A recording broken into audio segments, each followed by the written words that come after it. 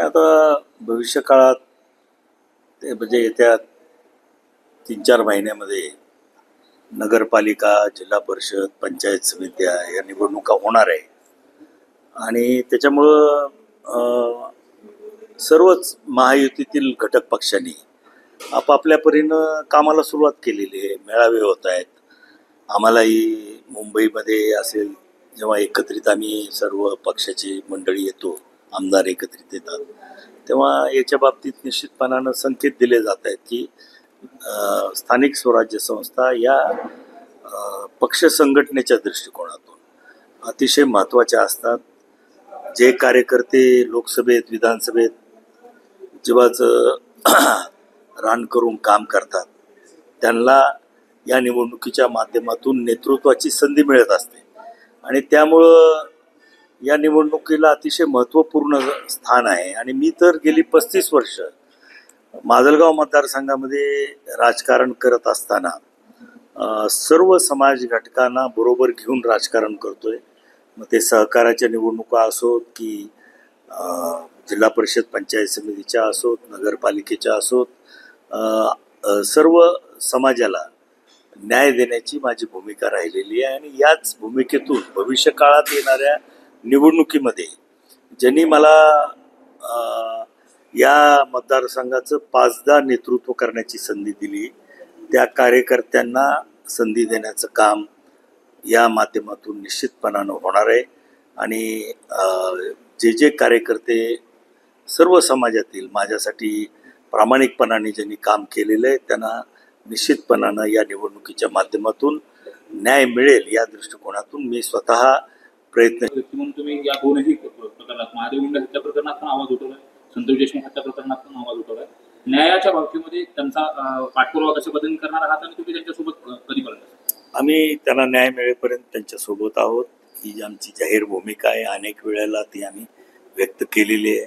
अतिशय माणुसकीला काळीमा फासणाऱ्या 2 हत्या, बीड जिल्ह्याचं नाव बदनाम करणाऱ्या या हत्या या ठिकाणी झाल्या आणि त्याच्यामध्ये आरोपींना शिक्षा झाली पाहिजे आणि ही प्रवृत्ती बीड जिल्ह्यातून नष्ट झाली पाहिजे अशा मताचे आम्ही आहोत. या दोन्ही कुटुंबांना न्याय मिळेपर्यंत आम्ही त्यांच्यासोबत निश्चितपणानं आहोत. महादेव मुंडे हत्या प्रकरणामध्ये देखील तुम्ही अधिवेशनामध्ये आवाज उठवलेला होता न्यायासाठी. त्यांनी 4 तास पावसामध्ये भिजून त्या कुटुंबांना आंदोलन केलं, मात्र अद्यापपर्यंत आरोपी निष्पन्न होत नाही. हे दुर्दैवाची गोष्ट आहे. हे अतिशय दुर्दैवाची गोष्ट आहे. 21 महिने या खुनाला झाले. 21 महिन्यानंतर एकही आरोपी निष्पन्न होत नाही. हे पोलीस प्रशासनाच्या दृष्टीनं अतिशय लाजिरवाणी गोष्ट आहे. आणि निश्चितच याच्यामध्ये पोलीस अधिकारी, जे तपासी अधिकारी आहेत, त्यांना काय अडचणी आहेत ते त्यांनाच माहिती आहेत. त्याच्याबद्दल काही चर्चा होऊ शकत नाही. परंतु विधानसभेमध्ये दस्तूरखुद्द मुख्यमंत्र्यांनी आश्वासन दिलेलं आहे की याच्या बाबतीत कोणालाही पाठीशी घातलं जाणार नाही.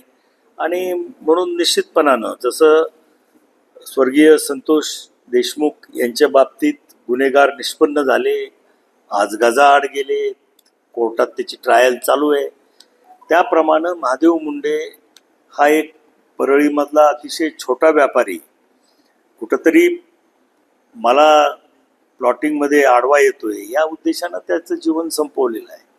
त्यामुळं या गुन्हेगारांना सुद्धा गजाआड करण्याचं काम पोलीस प्रशासन निश्चितपणानं करतील आणि मुख्यमंत्री स्वतः गृहमंत्री या नात्यानं त्याच्यामध्ये लक्ष देतील याची मला खात्री आहे. याच्यामध्ये निश्चितपणानं गेल्या 45 वर्षामध्येचा इतिहास जर पाहिला तर स्वर्गीय सुंदरराव सोळंके साहेबानंतर या बीड जिल्ह्यातल्या मराठा समाजाच्या कोणालाही कॅबिनेट मंत्री किंवा बीड जिल्ह्याचं पालकमंत्रीपद हे दिलं गेलेलं नाही. ही वस्तुस्थिती आहे. अनेक वेळेला राज्यमंत्री म्हणून संधी दिली गेली, परंतु तुम्हालाही माहिती आहे की राज्यमंत्रीपद हे एक आमदारापेक्षा वरिष्ठ पद असतं, जास्त काही त्याला अधिकार नसतात. त्या पदापर्यंत मर्यादित मराठा समाजाचा विचार झालेला आहे. आणि निश्चितपणानं या सर्व विचारसरणीच्या राजकारणामध्ये आणि पक्षाच्या धोरणामध्ये मराठा समाज डावलला गेलाय बीड जिल्ह्यात, ही वस्तुस्थिती आहे. मात्र हे सगळं होत असताना आता गेल्या अनेक वर्षापासून तुम्ही पवारसाहेबांसोबत काम केलं, आता अजितदादासोबत देखील काम करताय. आता हे काम करत असताना हे जे शल्य आहे त्यांना बोलून दाखवलं होतं का, त्यावर त्यांचं उत्तर काय होतं? नाही प्रत्येक जण आता नेतृत्वाकडे बोलणार नाही तर कोणाकडे बोलणार? जे काही वस्तुस्थिती आहे, पार्श्वभूमी आहे, कशा पद्धतीनं न्याय मिळायला पाहिजे, याच्या बाबतीत अनेक वेळेला आम्ही पक्षश्रेष्ठी पुढे आमची बाजू मांडलेली आहे. त्याच्यामुळं ती मांडलीच नाही असं कसं होईल?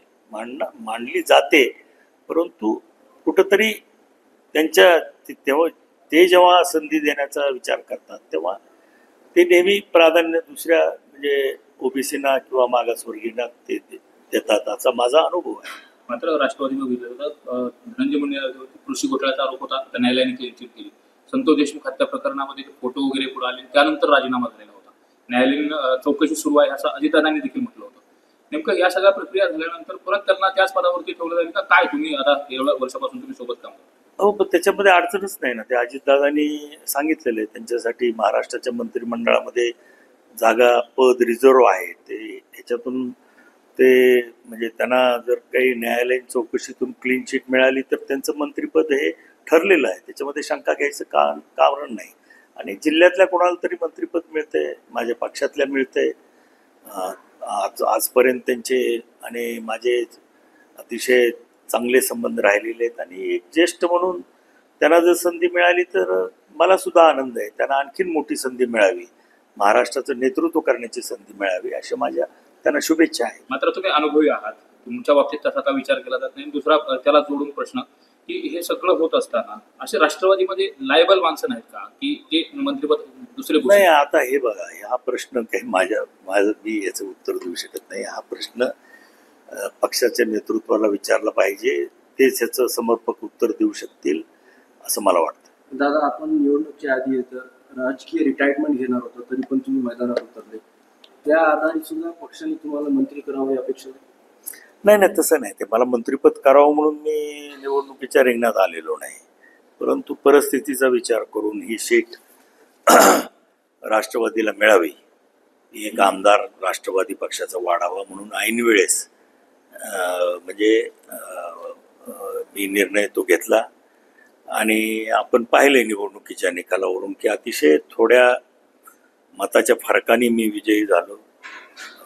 आणि मला वाटतं की मी घेतलेला निर्णय योग्य होता. पण मंत्रिमंडळातले काही वाचार मंत्री बघतो, कृषी मंत्री असतील, त्याचबरोबर अनेक जण असं बोलतात की शेतकऱ्याच्या समोरात संवेदनशील विषय असताना देखील वेगळं वक्तव्य केलं जातं. त्यांना काय सुनावण्याचं? आता अनेक वर्षाचा तुमचा अनुभव आहे. तेव्हा माणिकराव कोकाटे हे माझे गेल्या 30-35 वर्षापासून जवळचे मित्र आहेत. स्पष्ट वक्तेपणा आहे त्यांच्यामध्ये. कोणाला हे आपली मतं म्हणजे कोणाची भीड न बाळगता प्रांजळपणे व्यक्त करणं हा त्यांचा स्वभाव आहे. परंतु म्हणजे त्यांना शेतकऱ्याबद्दल काही वाटत नाही असं म्हणणं चुकीचं आहे. ते हाडाचे शेतकरी आहेत. दुर्दैवानं महाराष्ट्रातील शेतकऱ्याच्या समस्या ह्या अतिशय वेगळ्या आहेत. तुम्हाला माहिती आहे की मागच्या 12 वर्षापासून 13 वर्षापासून सोयाबीनचा भाव स्थिर आहे, कापसाचा भाव स्थिर आहे. आता याला जास्त बाजारभाव देण्याचं काम केंद्र सरकारने, राज्य सरकारने, किंवा जर बाजारभाव देता आला नाही तर उत्पादन खर्चावर आधारित सबसिडी देण्याचं काम सरकारने. पाटील आहेत ते आरक्षणाच्या मागणीच्या अनुषंगाने जरांगे पाटील हे मुंबईला जात आहेत असा इशारा देखील दिलाय. 29 ऑगस्ट ही तारीख देखील ठरलेली. त्याकडे कसं पाहत आहे? मी अधिवेशनाला जाण्याच्या आधी स्वतः जाऊन आदरणीय जरांगे पाटलांशी मराठा आरक्षण आणि त्यांचे जे काही मागण्या आहेत ज्या प्रलंबित आहेत सरकारकडनं त्याच्या बाबतीत मी सविस्तर चर्चा केली.